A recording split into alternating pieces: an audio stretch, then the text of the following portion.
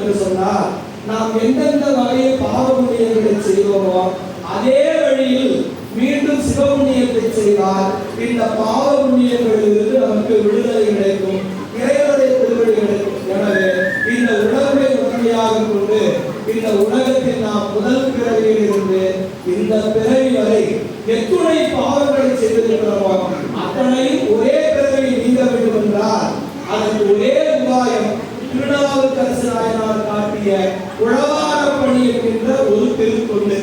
எல்லாருக்கும் தெரியும், சமையல் புலவர்கள் நாடர். அதுல 3 பேர் தேவாரம் பாடினாங்க. நிறைவாக இருக்கிற மாணிக்க வாசக பெருமான் திருவாசகத்தை பாடினார். ஏனைய மூவரும் திருமுறைகளை பாடுவதற்கு அடிப்படையாக இருந்தார்கள். திருவாரூரிலே அவதரித்து நம்முடைய திருப்புகழிலே ஒழுங்கிய திருநாவுக்கரசு பெருமான் தேவாரம் பாடுதல் என்கின்ற பணியோடு உழவாரம் என்று சொல்லக்கூடிய கூடுதலான ஒரு பணியை இந்த உலகிற்கு அறிமுகப்படுத்தி வைத்தார். அதுக்கு முன்பாக உழவாரம் இருந்தது. ஆனால் அவருடைய காலத்தில் தான் உழவாரம் என்கின்ற ஒரு திருத்தொண்டு தனியாக அடையாளம் செய்யப்பட்டது என்பதை வரலாற்றிலே பார்க்கிறோம். பெரியவர்கள் சொல்லுவாங்க, கையிலே உழவாரம், நாவிலே தேவாரம், நெஞ்சிலே இறைவனுடைய திருவடிகளை சூடிக்கொண்டவர் திருநாவுக்கரசு நாயனார் என்று சொல்லுகிறோம். நாமெல்லாம் இளமை காலத்திலிருந்து முதுமை காலம் வரைக்கும் கோயிலுக்கு போறோம். ஆனால் இறைவனுக்காக இந்த உடம்பை வளைத்து ஒரு பணியை கூட செய்வதில்லை. போனா கோயிலுக்கு போவோம், விசேஷத்தை பார்ப்போம், தேங்காய் பழம் உடைச்சு சாப்பிடுவோம், பொங்கல் சாப்பிடுவோம், எல்லாம் கடைவெளியை சுற்றி பார்ப்போம், திரும்பி வந்துடுவோம்.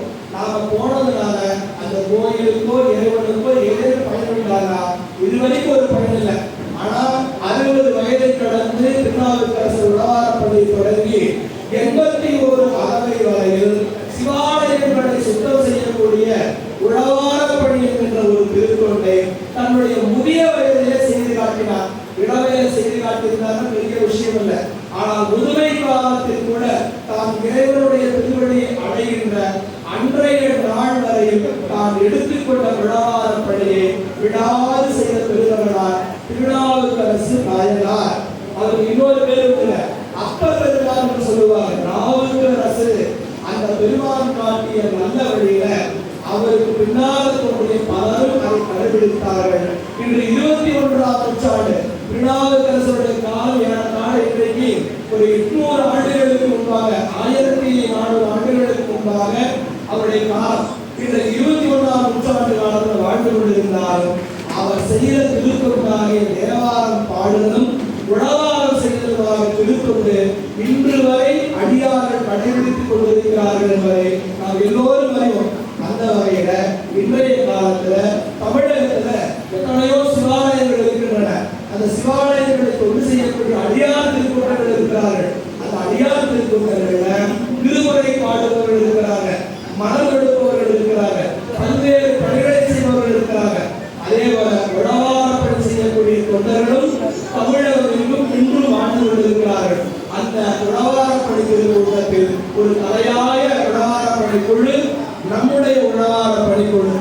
தொண்டை நாட்டில் எத்தனையோ உழவார பணி கருவிகள் இருந்தாலும் அதில் தன்னையும் இணைத்துக் கொண்டு 12 காலமாக நம்முடைய வழிபாட்டுக்குரிய பேரின்ப சோதியை அவர்களுடைய வழிபாட்டுவதிலும் அவரோடு இருக்கக்கூடிய தொண்டர்களுடைய வழிபாட்டிலும் இந்த வழிபாடு சிறப்பான முறையில் தொடர்ந்து நடைபெற்றுக் கொண்டிருக்கிறது. எத்தனை உழவாரம் செய்திருக்கிறார்கள் சொன்னா, இவர்கள் தனித்து செய்த உழவார பணிகளை நீங்க கணக்கல. ஆனா இவர்கள் தொடக்க காலத்திலிருந்து செய்த உழவார பணி சொல்லணும்னா அது நூற்றுக்கணக்கான உழவார பணிகளை ஐயா அவர்களும் உடனிருந்தவர்கள் செய்திருக்கிறார்கள். அதன் பிறகு காலச்சூழலில் தானே தனித்து நின்று வழிபாடுகளை செய்ய வேண்டிய சூழல் என்ற பொழுது அவரோடு இருக்கக்கூடிய இந்த தொண்டர்களோடு சேர்ந்து அவர் செய்த உழவார பணிகள் நேற்று ஞாயிற்றுக்கிழமை மாலை வரை செய்யப்பட்ட உழவார பணியோடு சேர்த்து 62 உழவார பணிகளை அவர்கள் செய்து கொடுத்திருக்கிறார்கள். நம்முடைய நாயன்மார்கள் 63 பேர்.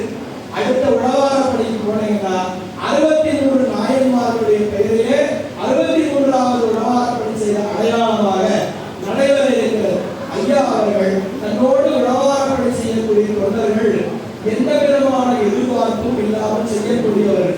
நல்லா தெரிந்து கொள்ளுங்க, இந்த சைவ உலகத்துல திருமுறை பாடுபவர்களாக இருந்தாலும் சரி அல்லது உழவார பணிகளான கிரியை பணிகள்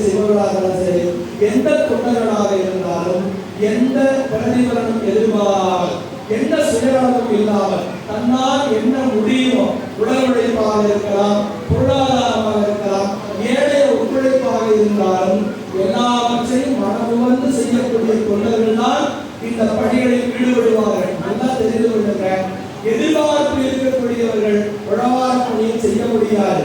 உழவார பணியை செய்வர்கள் எதிர்பார்ப்பு இல்லாமல் செய்ய வேண்டும். எனவே அப்படி உழவாரம் செய்யக்கூடிய இந்த நல்ல தொண்டர்களை ஒரு நாள் அடையாளப்படுத்த வேண்டும் என்று ஐயா அவர்கள் பலவாறு உள்ளத்தில் ஏராளமான ஆசையா உள்ளது.